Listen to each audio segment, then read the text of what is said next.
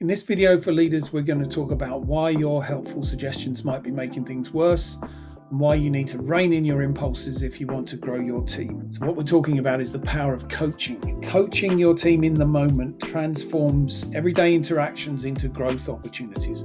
We're not talking about formal coaching sessions that require weeks of training and models that you have to apply. We're talking about using the opportunity in your daily interactions to help your team think differently so they can solve their own problems.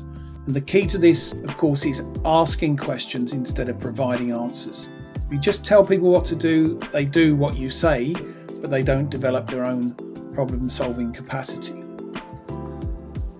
So what coaching really means for leaders is asking questions, not giving answers. It's not your job to provide solutions, except in specific, difficult circumstances. It's your job to help others discover their own solution. And if you do that, if you ask the right questions, you can spark genuine engagement, much deeper reflection and critical thinking in your team members about the challenges they're facing.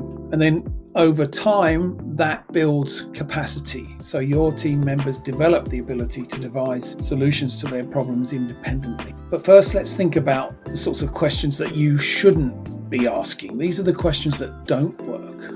First up are closed questions. Simply asking a question that has a yes or no answer does not invite a conversation. It shuts down the conversation. So saying, "Did the meeting go well?" is a yes or no response. Better to say what happened in the meeting, because that gives the person the opportunity to tell you and to discuss the detail of what happened.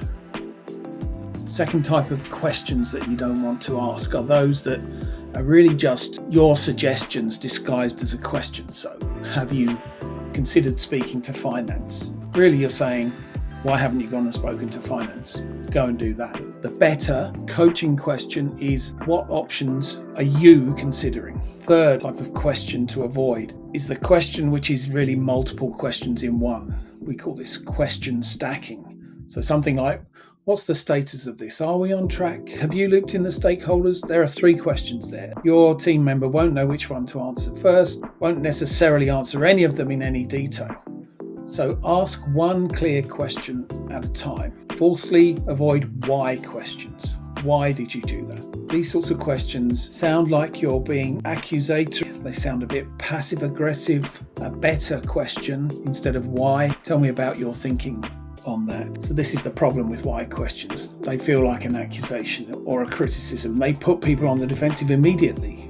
They lead to over-analysis. They don't move towards solution. And if you ask a question like, why did XYZ person do that? All you're really asking the person to do is speculate, because how can they know what somebody else's motivation was? So these are the questions that you need to be asking and how to ask them. So start by thinking about keeping your questions brief. 7 to 12 words is a good length of question, because shorter questions are clearer, they have more impact, and they're going to create more clarity in the responses. On the whole, ask questions beginning with what. What are you considering?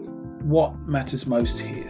What are the options that you've thought about? Don't ask the why questions. Ask the what questions. They're open. They give the opportunity for your team member to think through and discuss with you potential solution. And when you get close to a solution, or once you've got some clarity, when there are some options that have been considered and perhaps one has been chosen, ask how questions. How are we going to implement that? How will you take the steps needed to move that forward?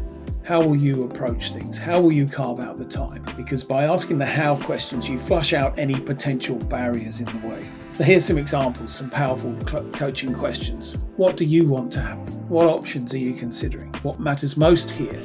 That's a really useful question to sort of determine relative priorities. How will you approach that? We're getting towards a solution. How are we going to implement it? What support would help? And perhaps one of the most powerful questions of all is, what else? So what options are you considering? The person might respond, I've thought about this, I've thought about that. What else? Because you're prompting them to go deeper. It's important to remember or to realize that within a coaching conversation, you might actually get into some frustrations or disappointment. People could even be emotional because you're getting to the heart of things.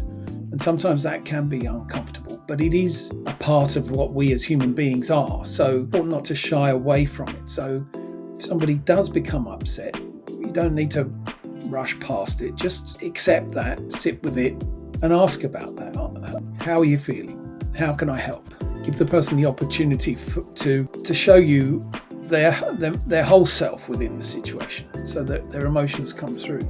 It shows also that you're listening carefully and you're taking seriously what they're saying. So summing up, the real nub of the matter when you're a leader and you want to develop your team is to ask more and tell less. And importantly, when you do ask, make sure your questions serve the other person's thinking and they're not just a backdoor to your own agenda being put in place. Because if you can do that, that's how you're going to get growth and development to happen. So remember, coaching helps people solve their own problems. Ask the questions, don't provide the answers. Avoid the closed questions, avoid the disguised suggestions. Lead with a what question. You can use how questions when you're getting closer to determining the action to be taken.